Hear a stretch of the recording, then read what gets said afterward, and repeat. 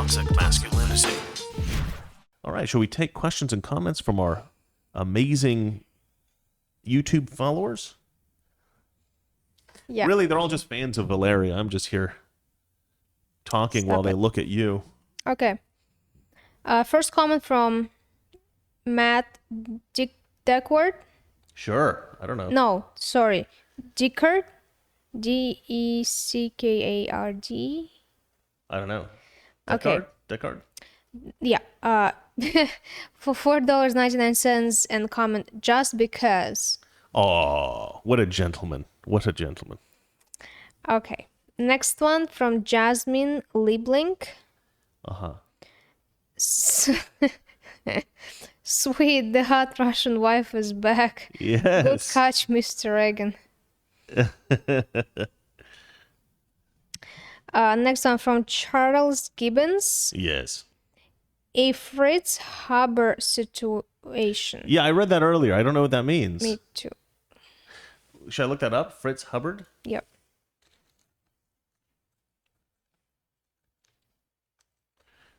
Hubbard or Hubber? Huber. Haber. Keep reading. Okay. There's another comment from him. Fritz Haber invented Cyclone B. Okay.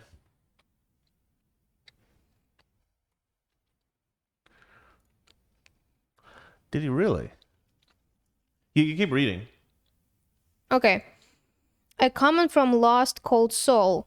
I'm a legend. I am CCP. What is CCP? I don't know. CC what? Legend. I'm a legend. Legin. Legion? I'm a CCP. CCP is Chinese government, right? I don't know.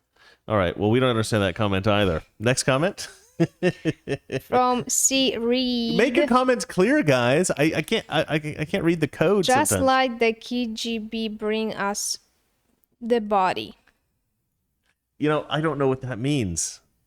I don't know what that This means. is why you need to read Super Chat while we are talking about the story, because you don't know which story related to which comment and which, you know. I don't know which. That's the last comment, and then we have a new one from Grow Love Bear.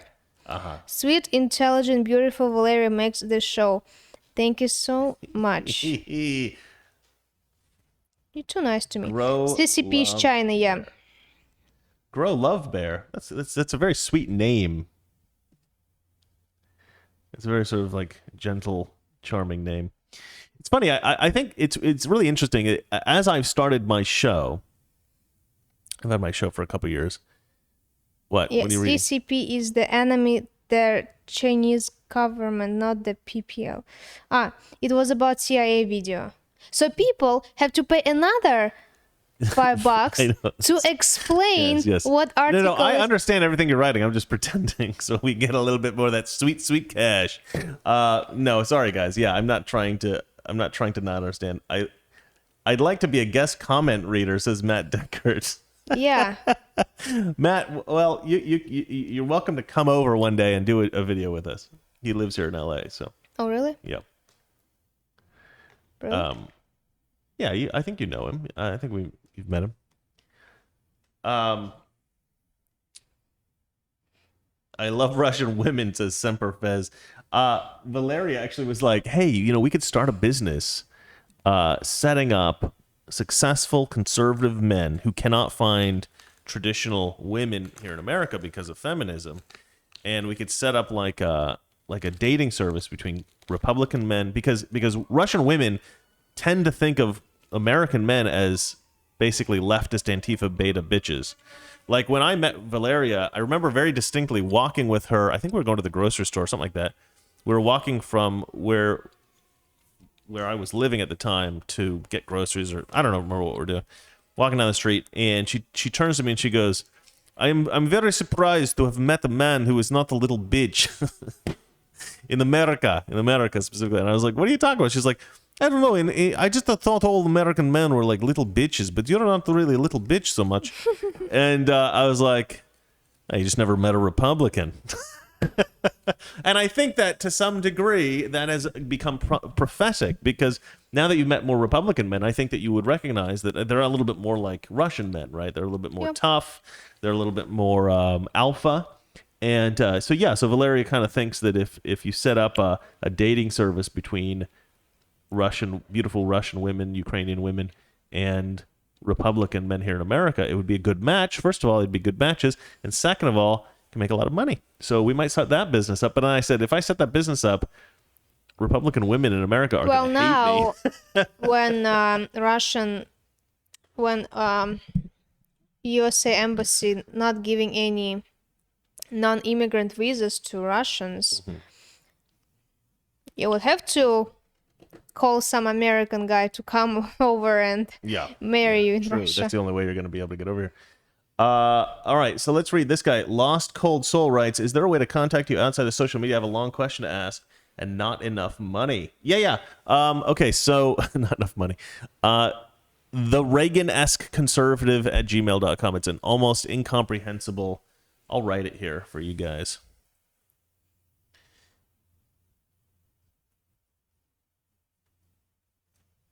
Okay, so that I just put that in there. So the Reagan-esque conservative at gmail.com, you can kind of figure out how that's spelled, or you can just look at what I just typed. Question from Chris K again. THE Reagan ESQUE conservative at gmail.com. Anybody wants to write me, you're welcome to. Or just, I mean, he said long question because he can write it here, but No. You can email me. It's fine. I'll respond. I respond to people's emails. You wrote this. You wrote the email. Yeah. Nice. Chris K writes, what's your take on what's going on in India? Oh, well, I think that, Biden's India ban is, I think we all know, deeply xenophobic. He's a horrible racist, naturally. What do you think, Valeria?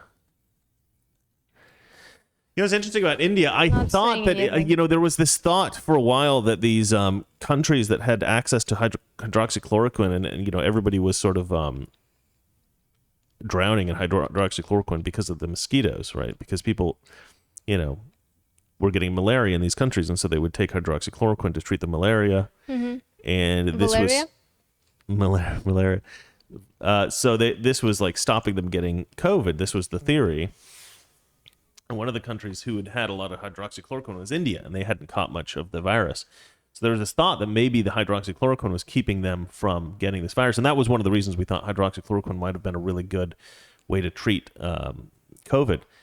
But and by the way, this whole idea, the left still thinks that hydroxychloroquine was not at all a viable treatment.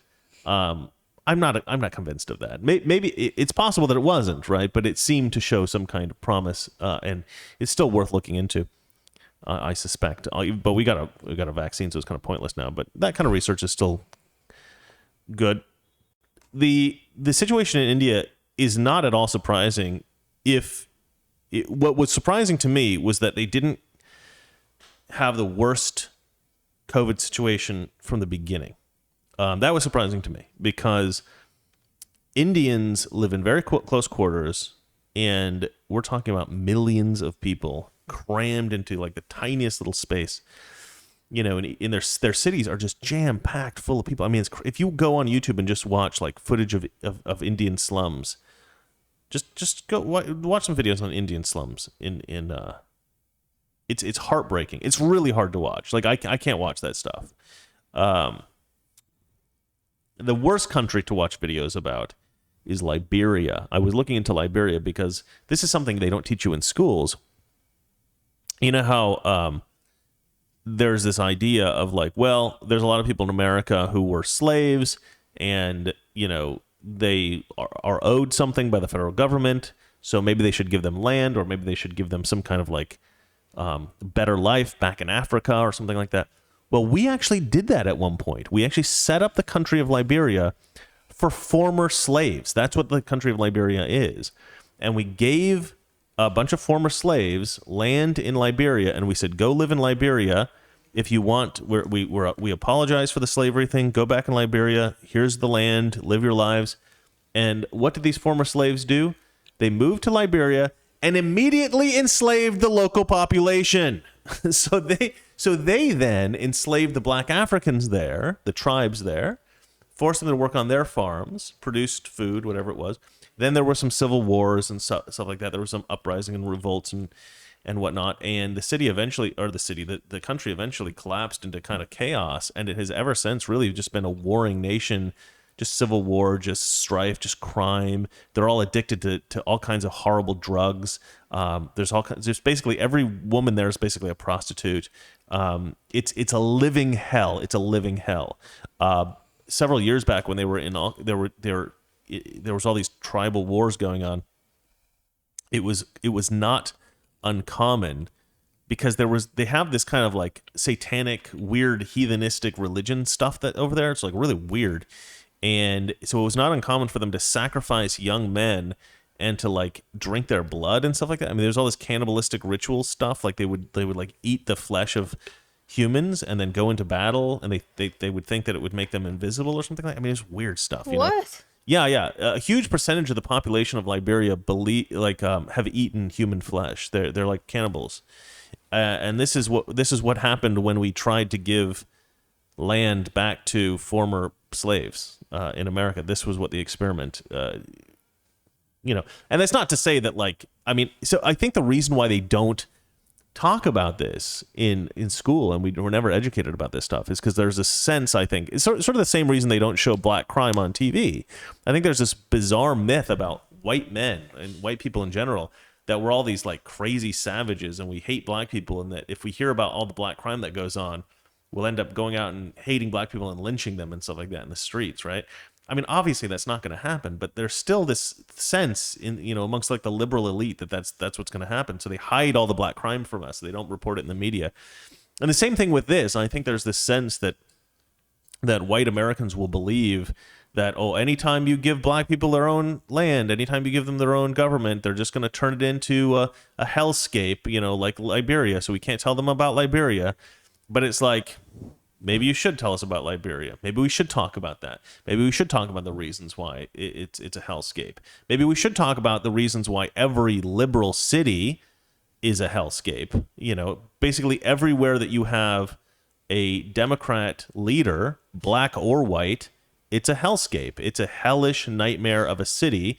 Look at Portland. Look at Los Angeles. I mean, you can look out our window. And there's basically, it's like the zombie apocalypse out there. This is how we refer to it. When we drive through downtown LA, we refer to it as the zombie apocalypse. You do not describe cities run by conservatives that way. They don't look like that. In fact, I've never lived in a city like that my whole life until now.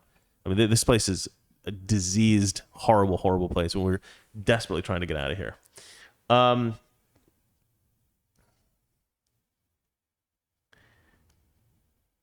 Jesus says God says, sorry, no. Sorry. Semper Fez says, I can't believe he said this. I don't quite know what I said that was unbelievable. But yeah, I'm just talking about the world. Yeah, I don't know. I think we're good. I'm not getting many questions. I'm not getting any comments. Are we done with the super chats? Okay. Frank James writes, I'm no god, but if anyone gifted me with a dead virgin, I'd hold back the rain too. That's why sacrificing virgins never worked. Frank James, you're a funny guy, I gotta admit. That's a weird comment, but I like how your brain works. It's good. You should do stand-up. You should do some what do you call it? What do they call it when you go to a stand-up night and anybody can just go and what do they call it? I forgot what they call that. They have them all the time here in LA. You just go and you just stand up. You just go.